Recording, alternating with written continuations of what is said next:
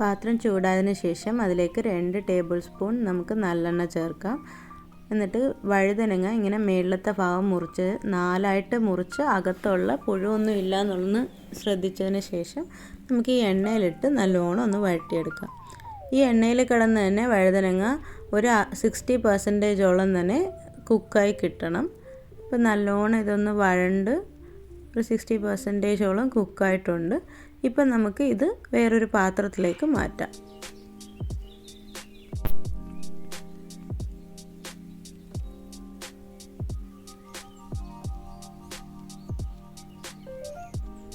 ഇനി ഈ എണ്ണയിൽ തന്നെ കുറച്ച് നീളമായിട്ട് കഷ്ണങ്ങളാക്കിയ വെണ്ടക്ക നമുക്ക് ചേർക്കാം.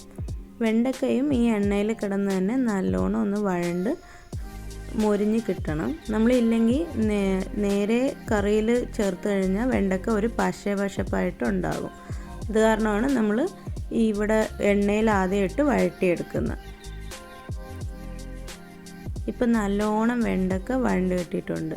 ഇപ്പം നമുക്ക് ഇത് വേറൊരു പാത്രത്തിലേക്ക് മാറ്റി വെക്കാം. എന്നിട്ട് ഈ എണ്ണയിലോട്ട് തന്നെ ഒരു ചെറിയ ടീസ്പൂൺ ഉലുവ, 1 ടീസ്പൂൺ കടുക്, ഇച്ചിരി കായപ്പൊടി, 2 വറ്റൽമുളക് ഇതും കൂടി ഇട്ട് ഇതൊന്ന് മൊരിയാൻ വിടാം.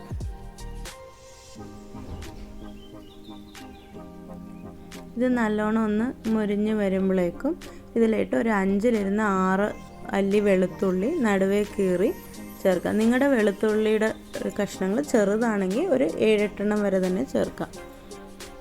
എന്നിട്ട് ഇതൊന്ന് നല്ലോണം മുരിഞ്ഞ് വരട്ടെ. അതിനുള്ളിൽ നമുക്ക് ഒരു 10-15 ചെറിയ ഉള്ളി പൊളിച്ചെടുത്തിട്ട് അതൊന്ന് ചെറുതായി നീളമായിട്ട് അരിഞ്ഞെടുക്കാം. നിങ്ങളുടെ കയ്യിൽ ചെറിയ ഉള്ളി ഇല്ല, സവാളയാണ് ഉള്ളതെങ്കിൽ ഒരു ചെറിയ സവാള ഒരെണ്ണം അല്ലെങ്കിൽ ഒരു മീഡിയം സൈസ് സവാള പകുതി ചേർത്താലും മതി. അതിൻ്റെ കൂടെ 2 പച്ചമുളകും കൂടി കഷ്ണങ്ങളാക്കി അരിഞ്ഞ് ഇതിൽ ചേർക്കാം. ഇതിന് ടേസ്റ്റ് എന്ന് പറഞ്ഞു കഴിഞ്ഞാൽ ചെറിയ ഉള്ളി ചേർക്കുന്നത് തന്നെയാണ്. ഈ ഉള്ളി വഴണ്ടാൻ ആവശ്യമുള്ള ഉപ്പും കൂടി നമുക്കിതിൽ ചേർത്തിട്ട് നല്ലോണം ഒന്ന് ഇത് വഴറ്റിയെടുക്കാം.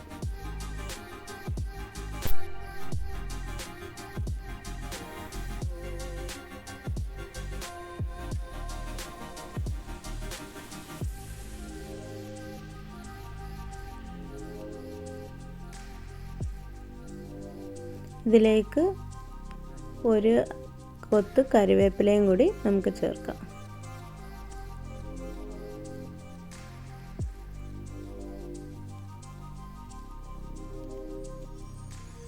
എന്നിട്ട് നമുക്കിതൊന്ന് ഒരു 2 മിനിറ്റ് അടച്ചിടാം. ഒരു 2 മിനിറ്റ് കഴിഞ്ഞ് നമുക്കിതൊന്ന് തുറന്ന് നോക്കാം.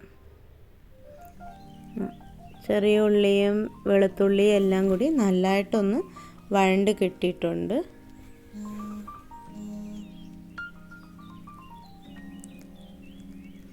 ഇനി നമുക്ക് ഇതിലേക്ക് ആവശ്യമുള്ള മസാലപ്പൊടികൾ ചേർത്ത് കൊടുക്കാം.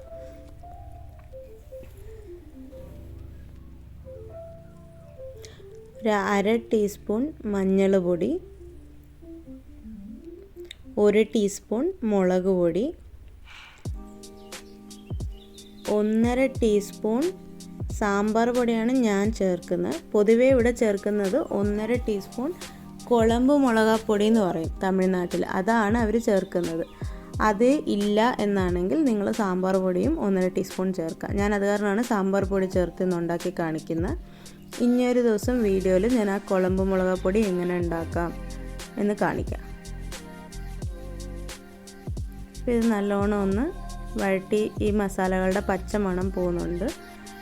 ഇതിലേക്ക് ഒരു ചെറിയ തക്കാളി അരിഞ്ഞത് നമുക്ക് ചേർക്കാം. ഇതിൽ നമ്മൾ പുളി ഒഴിക്കുന്ന കാരണം അധികം തക്കാളിയുടെ ആവശ്യം വരത്തില്ല. കാരണം ഒരു ചെറിയ തക്കാളി ഒരെണ്ണം നമുക്ക് കുഞ്ഞുഞ്ഞായിട്ട് അരിഞ്ഞ് ചേർക്കാം. മീഡിയം സൈസോ വലിയ തക്കാളിയാണെങ്കിൽ പകുതി ചേർത്താൽ മതി. എന്നിട്ട് ആ തക്കാളിക്ക് ആവശ്യമുള്ള ഇച്ചിരി ഉപ്പും കൂടി ഇട്ട് നല്ലോണം ഇതൊന്ന് വഴറ്റിയെടുക്കാം.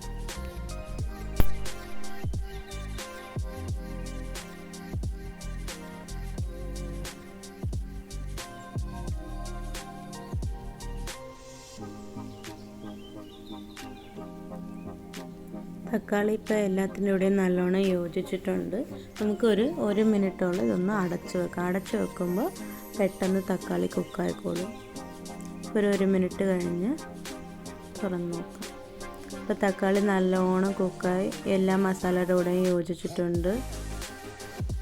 നല്ലോണം വഴണ്ട് വന്നിട്ടുണ്ട്.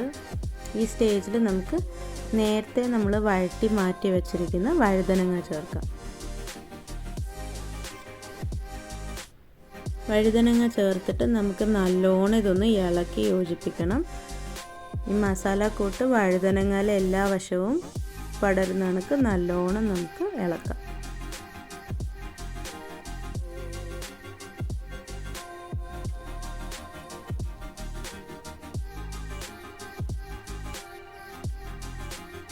ഞാനിപ്പോൾ ഒരു ചെറിയ നാരങ്ങയുടെ സൈസിൽ പുളിയെടുത്ത് വെള്ളത്തിൽ കുതിർത്ത് വെച്ചിട്ടുണ്ടായിരുന്നു.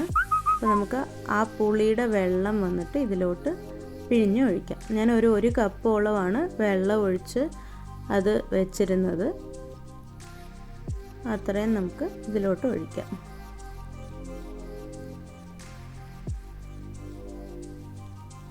കറിക്ക് നല്ല പുളി ഉണ്ടാവും, അത് കാരണമാണ് അത്രയും വലിയ സൈസ് പുളി എടുത്തത്. നിങ്ങൾക്ക് പുളി അത്ര താല്പര്യം ഇല്ലെങ്കിൽ ഇച്ചിരി കുറച്ചോളൂ.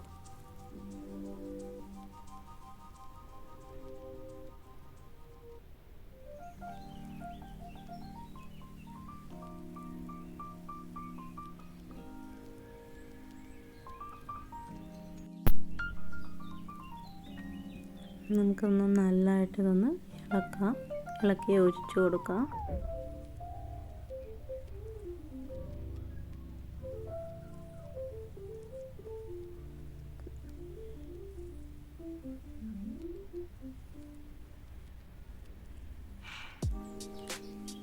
ഇപ്പം ഞാൻ ഈ ഒഴിച്ച ഈ 1 കപ്പ് വെള്ളം മാത്രമേ ഒഴിച്ചിട്ടുള്ളൂ. നിങ്ങൾക്ക് വെള്ളം കൂടുതലാണ് ആവശ്യമെങ്കിൽ ഈ ടൈമിൽ ഇച്ചിരി കൂടി ഒഴിച്ചോളൂ.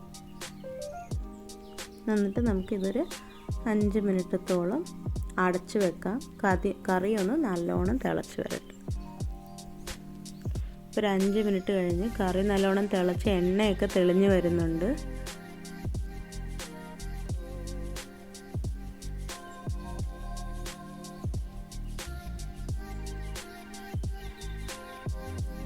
ഈ സ്റ്റേജിൽ നേരത്തെ നമ്മൾ വഴറ്റി വെച്ചിരിക്കുന്ന വെണ്ടക്ക ഇതിലോട്ട് ചേർക്കാം. എന്നിട്ട് എല്ലാം കൂടി ഒന്ന് നല്ലോണം ഇളക്കാം. ഇത് വഴുതനങ്ങ മാത്രമായിട്ടോ അല്ല വെണ്ടക്ക മാത്രമായിട്ടോ നമുക്ക് ചെയ്യാം. ഇതേ കണക്ക് ചെയ്തിട്ട് ഉണ്ടാക്കിയെടുത്താൽ മതി. ഞാൻ ഇന്ന് 2 ഉണ്ടായിരുന്ന കാരണം ചേർത്തുണ്ടാക്കിയെന്ന് മാത്രം.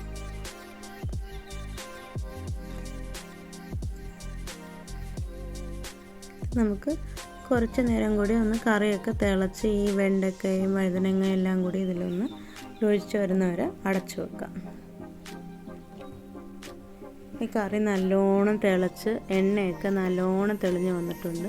പൊതുവേ ഈ കറി ഇച്ചിരി കുറുകിയാണ് ഇരിക്കുന്നത്. ഇച്ചിരി കറിയായിട്ട് എടുത്ത് നമ്മളിങ്ങനെ മിക്സ് ചെയ്ത് കഴിക്കുന്നതൊക്കെ ഉണ്ടാകത്തുള്ളൂ. ഇത് വെള്ളമായിട്ട് കഴിച്ചാൽ അത്ര ടേസ്റ്റ് ഉണ്ടാകത്തില്ല. പിന്നെ നിങ്ങളുടെ താല്പര്യം പോലെ നിങ്ങൾ വെള്ളം ഒഴിച്ചാൽ മതി. അത് ഇപ്പോൾ കറി റെഡി ആയിട്ടുണ്ട്.